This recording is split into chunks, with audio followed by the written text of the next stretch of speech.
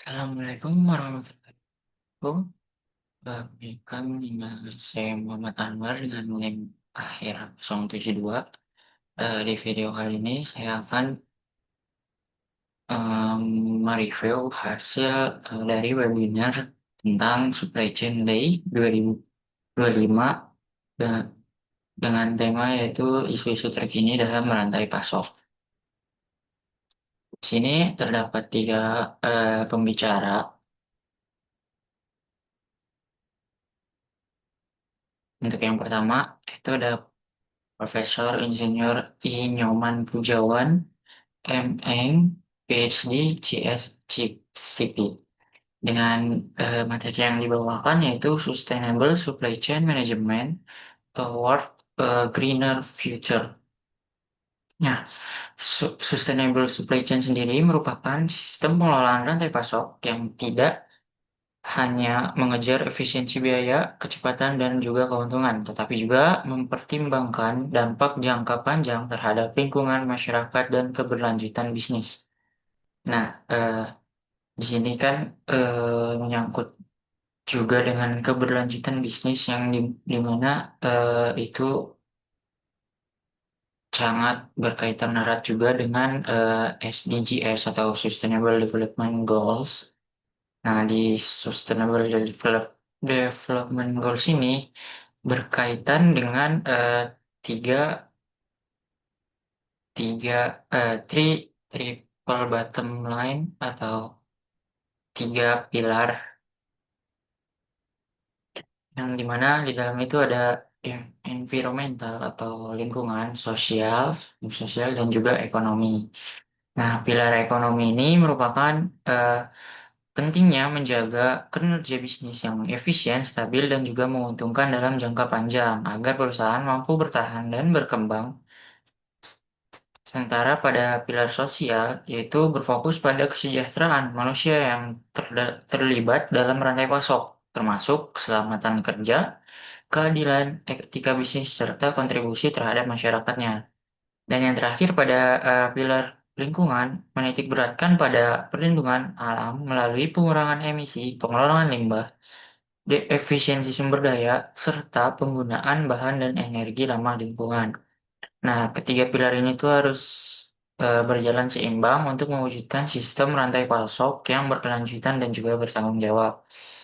Lalu, selain itu, eh, Prof. Prof. Nyoman juga menjelaskan terkait sustainable procurement. Sustainable procurement itu merupakan proses pembelian barang dan jasa yang mengintegrasikan pertimbangan lingkungan, sosial, dan ekonomi atau ESG ke dalam setiap keputusan.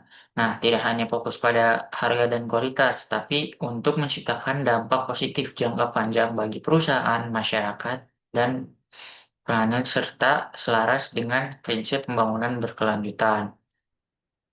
Nah, tujuan dari sustainable procurement ini diantaranya itu yang pertama mengurangi dampak negatif terhadap lingkungan seperti emisi karbon, limbah, dan eksploitasi sumber daya alam.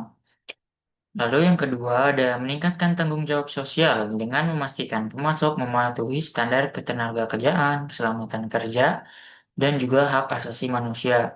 Dan yang terakhir yaitu untuk mendukung keberlanjutan ekonomi jangka panjang melalui efisiensi biaya, siklus hidup produk, dan stabilitas rantai pasok. Lalu untuk yang kedua, pembicara kedua yaitu ada Pak Ivan Kristianto Singgi, STMT PhD, dengan materi yang dibawa yaitu AI and Data Analytics for Supply Chain Optimization. Nah, Pak Ivan ini menjelaskan, pertama-tama menjelaskan terkait tentang industri 4.0, yaitu main technologies, yang di dalamnya terdapat cyber physical system, IoT, cloud computing, big data, sensor, dan juga radio frequency identification atau RFID. Nah, di Industri 3.0 kan cuma berfokus pada optimas, otomasi dan juga IT. Nah, sementara pada industri 4.0 ini menekankan bahwa pada pengolahan big data secara real time. Nah, keputusan itu bisa diambil saat itu juga berdasarkan data yang terekam di setiap titik transfer barang. Lalu di Industri 4.0 ini, digitalisasi itu dijadikan sebagai fondasi. Sebelum menerapkan AI, proses digitalisasi itu harus berjalan sempurna. Data yang manual atau tidak lengkap akan membuat model AI menjadi tidak akurat. Lalu di sini ada implementasi AI dalam supply chain dan juga logistik, di mana di situ ada tiga. Yang pertama itu dengan digital twin. Nah, digital twin itu merupakan eh, cara yaitu menciptakan simulasi virtual dari sistem fisik untuk melakukan eksperimen keputusan dengan waktu komputasi yang sangat singkat sebelum diterapkan di lapangan. Lalu yang kedua ada otomasi gudang, yaitu contohnya seperti di Amazon, di mana robot bergerak secara kolaboratif untuk mengambil rak barang, meningkatkan kecepatan dan akurasi dibandingkan tenaga manusia. Dan yang terakhir ada smart transportation, yaitu penggunaan sensor IoT, RFID, dan juga image processing untuk navigasi robot pengirim barang atau mengoptimalkan lampu lalu lintas berdasarkan panjang antrean kendaraan secara dinamis.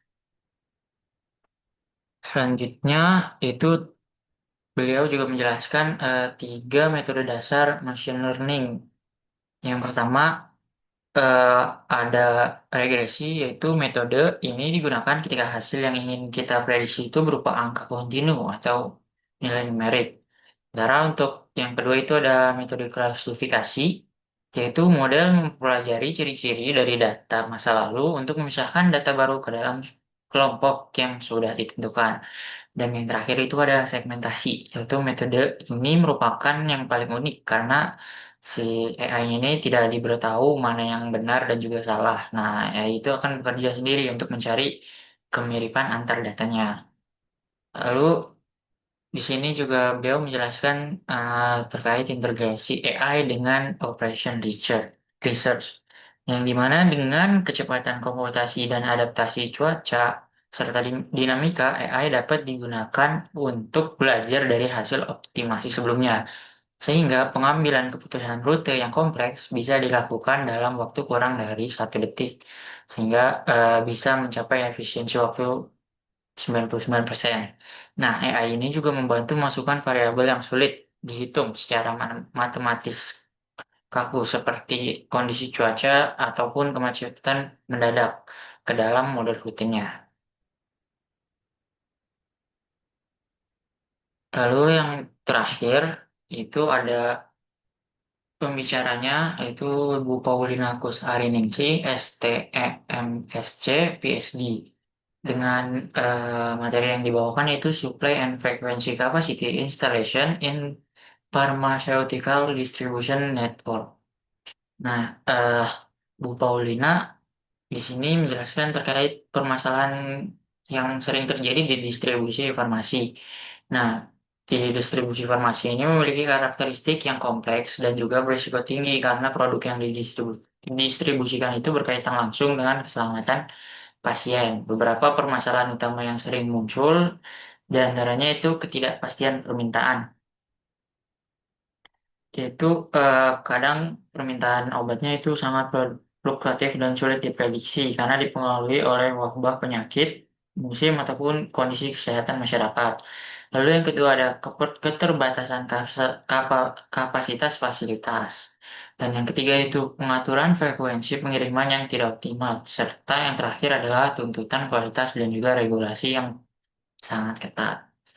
Nah, untuk mengatasi permasalahan tersebut, maka diperlukan strategi penanganan distribusi informasinya itu yang terencana dan juga berbasis analisis, yaitu diantaranya dengan yang pertama itu capacity installation, yang dimana capacity installation ini perusahaan perlu menentukan ukuran gudang, jumlah kendaraan, dan juga fasilitas penyimpanan yang paling sesuai dengan kebutuhan aktual. untuk mencapai keseimbangan antara biaya dan juga tingkat layanannya. Lalu yang kedua itu ada frequency installation, di mana frekuensi pengiriman dirancang agar mampu menjamin ketersediaan obat tanpa menyebabkan pemborosan biaya logistik. Dan yang ketiga itu pemanfaatan analisis data dan juga model optimasi. Nah, penggunaan model matematis simulasi dan juga data historis permintaan itu dapat membantu perusahaan menentukan konfigurasi distribusi yang paling efisien. Dan yang terakhir itu koordinasi rantai pasok yang terintegrasi. Nah, di sini itu Bu Paulina menjelaskan bahwa informasi permintaan, stok dan juga jadwal distribusi itu harus terhubung antara antar pemasoknya, distributor dan juga rumah sakit, serta apotek agar keputusan yang diambil itu dapat tepat dan juga akurat. Lalu di terakhir itu ada quality assurance dan regulatory compilation dalam distribusi farmasi.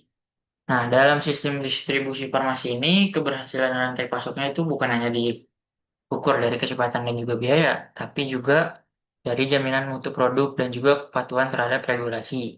Nah, kesalahan kecil dalam distribusi ini juga dapat berdampak langsung pada keselamatan pasien, sehingga aspek quality assurance atau QA dan juga regulatory compliance menjadi komponen krusialnya.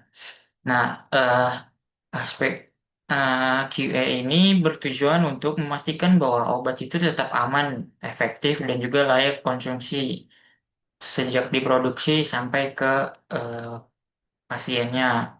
Dan untuk regulatory compliance ini merupakan eh, regulasi untuk obat-obatan tersebut, yang dimana distribusi farmasi itu diatur ketat oleh pemerintahan dan lembaga kesehatan untuk melindungi masyarakat. Nah, regulasi utama yang biasanya menjadi acuan itu Good Distribution Practice atau GDP, lalu standar BPOM dan juga peraturan penyimpanan dan pengangkutan obat. Sehingga di sini dapat ditarik kesimpulan bahwa rantai pasok modern harus dikembangkan secara berkelanjutan, cerdas, dan juga terintegrasi.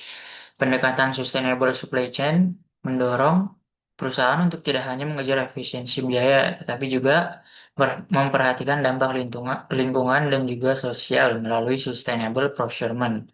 Di sisi lain, pemanfaatan AI dan juga data analitis dimungkinkan optimasi rantai pasok yang lebih akurat, cepat, dan juga adaptif terhadap dinamika pasar.